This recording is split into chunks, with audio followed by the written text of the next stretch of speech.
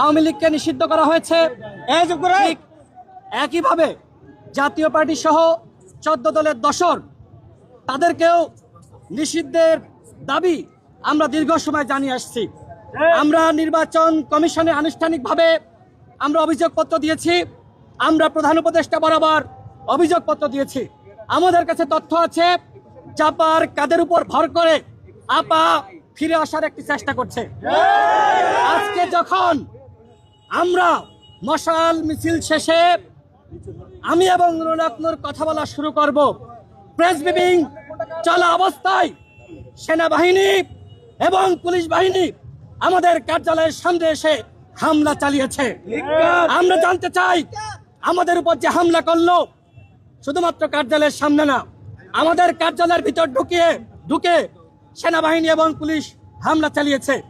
এই হামলায় ডক্টর মোহাম্মদ ইউনূসের বা তার স্বরাষ্ট্র উপদেষ্টার বা এই অন্তর্বর্তীকালীন সরকারের কোন উপদেষ্টার ইন্ধন ছিল কিনা সেটা আমরা প্রেস সচিবের কাছ থেকে জানতে চাই।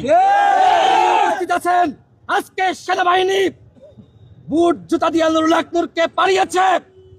আমাদের উপরে আওয়ামী লীগের আমলেও এইভাবে তারা হামলা করতে সাহস করে নাই। সেনাবাহিনী আমাদের গায়ে হাত দেয়নি। আজকে আমাদের গায়ে আমাদের সরকারের আমলে হাত দেওয়া হয়েছে। প্রথম দফায় আমার উপর হামলা হয়, আমার আঙ্গুল ভেঙে গিয়েছে। দ্বিতীয় দফায় যখন আমি এবং নুরুল হকনুর কথা বলতে যাব, তখন নুরুল হকনুর সহ আমাদের শতাধিক নেতাকর্মীর উপরে হামলা করা হয়েছে।